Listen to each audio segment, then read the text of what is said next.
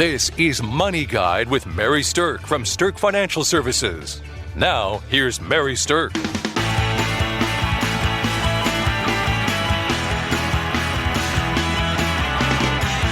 Welcome to Money Guide with Mary Sterk, and today we are going to talk about what Oprah has to say about money. So kind of a fun little bit of a lighthearted topic today.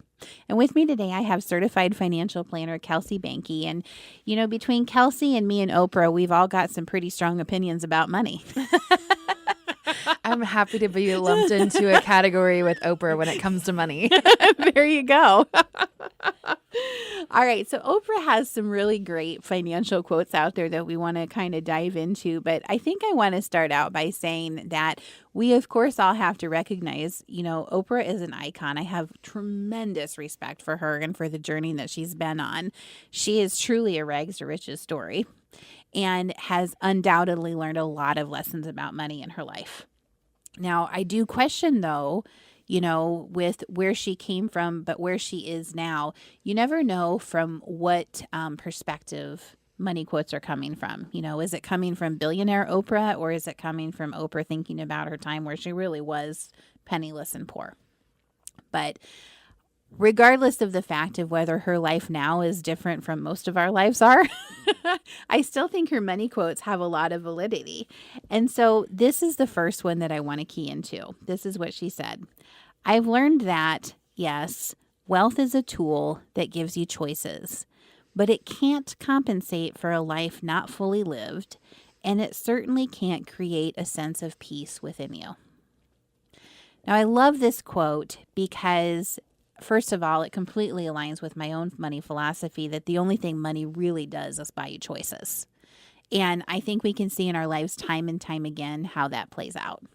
Absolutely. And with this one, I immediately thought of helping people plan for retirement. So you have your career, and then you have a point in which you retire, and then you have to spend time after your career. And so many people didn't give thoughts to how they were going to spend their time. Mm-hmm. And then they don't have a successful retirement. So that life not fully lived, it's money doesn't make you happy. It's the life you're living that makes you happy. Money just can make that more flavorful sometimes, I think. Yep. And give you the choices, and everybody's retirement plan can look different and does. And that's what I find so fascinating about what we get to do is everybody, what they tell me they want to do in retirement, it's different. And exactly. Even just already this year, I have people that want to travel the world. I have people that want to retire on a farm and raise horses and this exotic hay stuff. I'm not really sure what that all looks like, but there's all across the board different plans. But I think the important thing is it's what's the life that you're going to live, not how much are you going to have to spend. And what I really like about this comment and why I think it does relate to everyone, no matter where you are in your own financial journey, is that wealth or money is a tool. And that is true. It is just a tool to help you get where you want to go. Money is not the end all and be all. It does make life a lot easier when you have some because you have a lot more choices about how you're going to spend it and what you're going to do with it. But I do think that that is a beautiful and very relatable quote from Oprah. Now, this is another quote kind of along those same lines, and this is what she said. I hope the way you spend your money is in line with the truth of who you are and what you care about. I hope that your money brings joy to you and the ones you love. I hope you use it as a powerful force for good to fulfill your best intentions. So I think that's really all pointing to the quality of life and using your money in life for good instead of evil. Absolutely. And I think this one's timely with the holiday season. Mm-hmm. And a lot of people and organizations out there are asking for financial help. And, you know, people are running to the stores for all these great deals to buy all these things to put under the tree or whatever, you know, gift giving that you give. And are you stepping back and looking for how can you help others during this time? And who and what that is completely whatever resonates with you. But how are you helping other people that aren't as fortunate during this time of year? And that for me is what that said. that it's not just about me or my family needing more stuff. It's, how can I use the wealth that I've created over the last year to help benefit other people as well. And I love the way she talks about bringing joy to you, to the ones, to the ones you love too, because what is life about more than about joy and love? I mean, really, that's what most of us are seeking. And if you can align your money with creating more of that in your life and in the lives of those you love, what a beautiful, beautiful thing. Absolutely. I think that's awesome. All right, so let's talk a little bit about stuff. So she has some really good quotes when it comes to stuff and the stuff that you're buying. And one of the things that she said that she asks herself when she's buying things is, do my things promote joy, beauty, and usefulness, or are they just burdensome? This one is really interesting, especially as we shared a few weeks ago that I'm packing up my house and moving to Kansas City to help Sterk Financial expand there. And as I'm packing up all my stuff, I'm looking around and going, why do I even have this? Why do I need this many of that item? And so, I'm also going to parallel this to people who are looking to downsize in retirement, or if you're, nearing the end of your life and you're going, I have all this stuff and my kids are going to get it. Your kids probably don't want a lot of your stuff. There may be a few things they want, but they definitely don't want your whole household full of items, because they already have their own household full of items. So when you look around at your stuff, don't keep things that don't serve a real value or bring you happiness. If it doesn't do those two things, then look at how you can offload that to somebody else who might find value or happiness from that item, or sell it or donate it to bring you joy that way, through charity. Yeah, I love the idea here that stuff can be burdensome, because I've heard it quoted before that, do you own your stuff or does your stuff own you?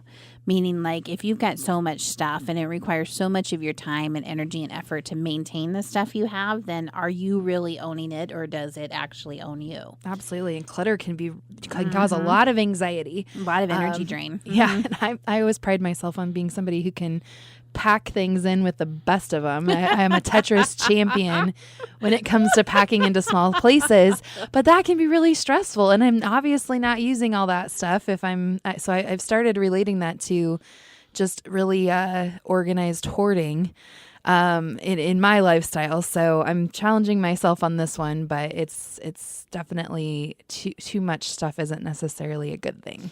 So let me share a couple more quotes about stuff with you that Oprah has said, because I think it ties into what we're talking about. The next quote is, material excess is about so much more than the physical objects themselves. So when you think about that, I think what she's trying to say there is that if you're overbuying, or if you're finding yourself spending maybe more than the money that you have for something, question whether or not it's actually about the object yourself, or is there some other emotional issue there that you're really trying to compensate for by spending money. Yeah, you hear people talk about retail therapy. Shopping addictions, things like that. Are you addicted to the high of buying something, or do you truly need that item? And easier said than done. Yeah. I'm not claiming to be perfect on this, but it is good to sit back and think about it. Did I, really need to spend that money, or was I bored, or was I feeling bad about something, whatever the case may be. And so many of us, I'm guilty of this one too. You compensate for bad feelings your kids are having by buying them something. Yes. And it's like, that's setting it off on the wrong foot. So again, completely guilty on that front, but it is eye-opening to sit back and look at it. I remember when, being young and like having an issue, and then it was like, oh, you don't feel good, or you're not feeling good, here's some ice cream. Like, we compensate with things that are funny, and so many people are buying irrational things for children to compensate for that. Yeah, and things that the kid didn't even want, but they wanted to buy. Again, they wanted to just buy something. Yeah. They wanted that power and control, and pretty soon that item's in the back of the closet with everything else. And all right, here's another Oprah quote for you along these lines she says, and I find this absolutely fascinating, I still think twice before I buy anything. How will this fit in with what I already have? Am I just caught up in the moment, or can it be of real use to me, or is it just something beautiful to have? This one, sales. I think people get into trouble with sales because it's on sale and it's something that I could use. So you're just caught up in the moment. You're caught up in the moment, right?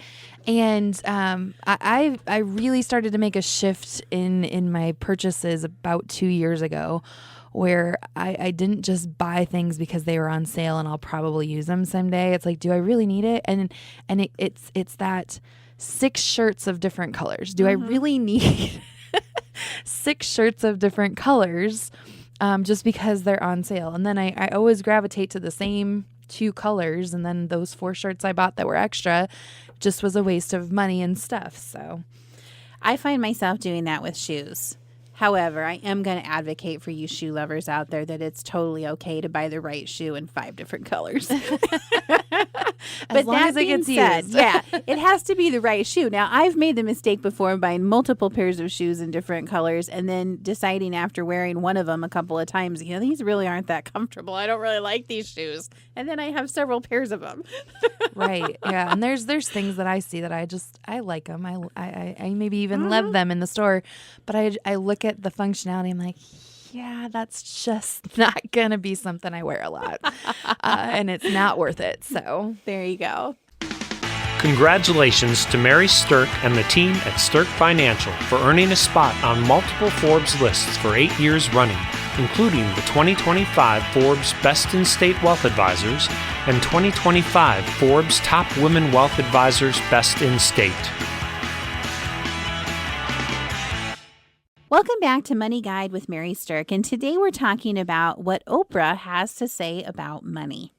And I love being able to dive into this because, of course, she is an amazing icon, but also because much of what she says is totally relatable to every single person listening. So one of the things that I really like about what she said is this quote: "Having the best things is no substitute for having the best life. When you can let go of the desire to acquire, you know you are on your way." I think that is a wonderful quote, really diving into kind of like the psychological side of what we do, why we buy, how we spend our money, and really turning it back to focusing on how do we just live our best lives. Absolutely. I think the millennial generation has something to teach everybody about this. Many of the millennial generation are out putting a lot of value on experiences. Oh, yeah. Mm-hmm. And that's not saying other generations aren't. It's just it definitely seems to be more heavily weighted in that generation. And it is absolutely not about the stuff as much in their homes or their apartments as it is about going out and doing things and experiencing things and learning things through those experiences. So that's what made me that quote made me think of that. Yeah, that's not where I would have taken it. So yeah, I think it's neat how thinking about quotes actually brings up different things from different minds and backgrounds. Absolutely. And I think experiences a lot of, again, I'm going to take this back to the holiday season, giving your family and loved ones gift of experiences. I think about my own family. They have everything they want. Mm-hmm. They can probably go buy the things they don't have that they want.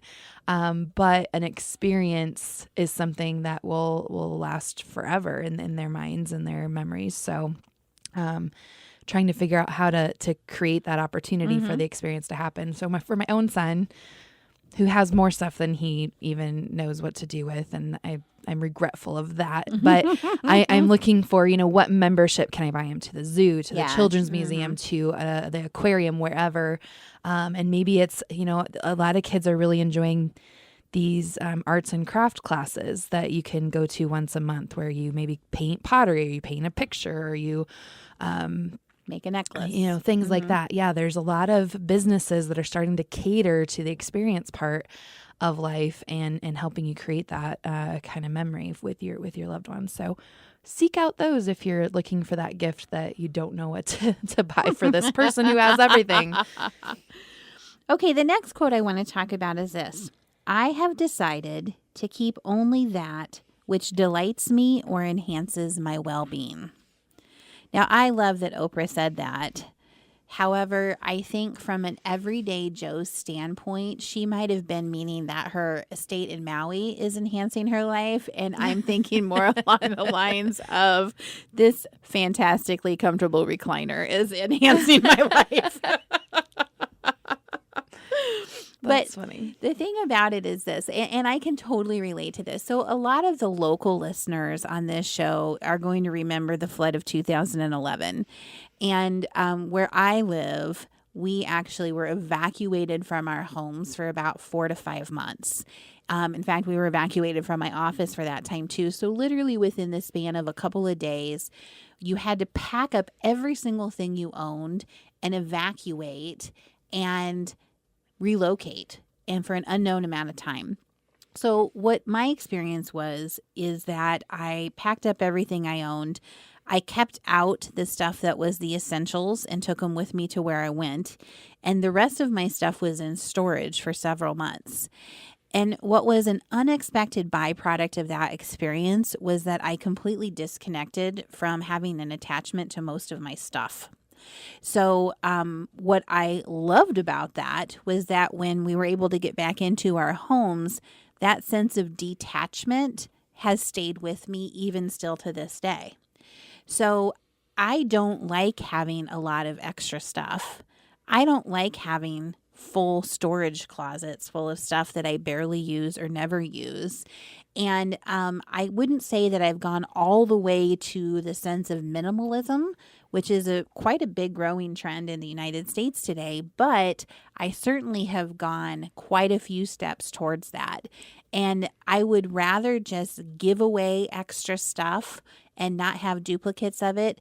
But I also will say that if I find in my storage rooms that there's something I haven't touched for a year or two, it's out of here. I don't want it anymore. I don't want it cluttering up my space. I'd rather just have that energetic space, that kind of cleanliness, that kind of not feeling like I've got too much stuff burdening me down. I really, really just want to keep the stuff that I'm really connected to.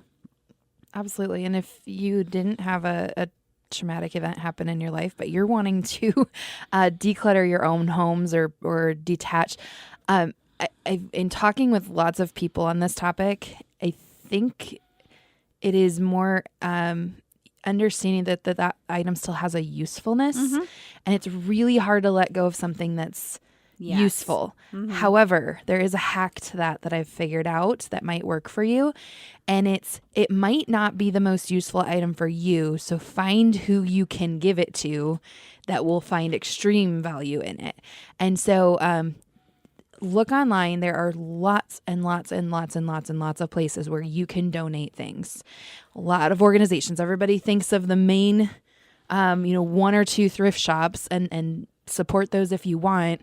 But there are also organizations all across this town, the nation, that are looking for very specific donated items. So if you have children who have outgrown things, which for me, it was the sentimental attachment to my son's stuff, and I didn't want to give away the things he had outgrown, but I found a really worthy organization that was going to do such good with those items that it made it much easier for me to release my emotional attachment to them. Other things, furniture and things like that, if you can donate it to somebody who needs help establishing their home, whether they're fleeing domestic abuse or they lost their home in a fire, or they're coming out of a really bad circumstance and getting assistance getting into their first home, and you can help that happen, maybe that's a good reason for you to get rid of your second and third sets of dinnerware that you don't use that often. So if you're having a hard time with that, seek out those potential opportunities, and it can make getting rid of things feel a lot better than just putting them in the trash or selling them at a garage sale or whatever else you might want to do with them. I also decided to do things like use my special dishes. Like instead of having like my special dishes sit in a cupboard or the special guest towels sit in a cupboard, nobody ever uses them. Like, bring them out. They're going to get broken. Okay, we'll buy new special dishes another time. But why would we have just stuff sitting around that we don't actually saving use? For some indefinite future time that you haven't. Yeah, my mom did that too. She pulled out her wedding china. Yep, that's and what the grandkids even use the wedding china, which I think makes her a little nervous sometimes. But it's getting used, and that really special gift is getting frequent use instead of occasional use. Exactly. All right. So another quote from Oprah. These are two different quotes that I'm going to read to you. Number one is, "My father raised me to believe that being in debt was a terrible thing." And she also said, "Why anyone chooses to live a life in debt has always been a puzzle to me." Now, I'm sure that when you're a billionaire, being out of debt is much easier. So the puzzle's a little easier to solve. But the other quote that she said here that really kind of says to me that this was something that is more of a lifetime fundamental philosophy for her versus just something she developed when she had a lot of money is this. She said, "I vowed never again to create more bills than I could pay. I just hated the way overspending made me feel." And I really like thinking about it in terms of it's not judgmental about having debt or you shouldn't have debt, things like that. It's about how do you feel when you know you have debt? How do you feel when you know you've overspent? And if you don't like that feeling, you can shift and change that behavior. Absolutely. Just some discipline to stop doing that, which can be harder, easier said than done, of course, but it's chains. It's chains on you. You owe someone money and you must, do certain activities to make sure you can pay that back for as long as that debt's there. And so, reasonable amounts of credit maybe don't make you feel that way, but definitely overspending to the point where you're a prisoner to that debt is horrible negative feelings. It definitely is. So I would agree with that. Trying to vow to never spend more than what you can pay back or earn is probably a good motto to live by. And she also said, "When you free yourself from debt, you create space to purchase with purpose, to add things to your life that are meaningful." And I think that's spot on accurate. So I'm going to close with the last quote that I really, really liked that I found that Oprah had said, and it's this: "I have always had a great relationship with money, even when I barely had any to relate to. I never fear not having it and never am obsessed about what I had." And I love that idea because it tells me that every listener's relationship with money can be exactly what they want it to do, regardless of how much you actually have. So we'll close with that. And thanks for listening to Money Guide with Mary Sterk. Sterk Financial Services celebrated 20 years in 2024. The views expressed are not necessarily the opinion of your audio provider and should not be construed directly or indirectly as an offer to buy or sell any securities or services mentioned herein.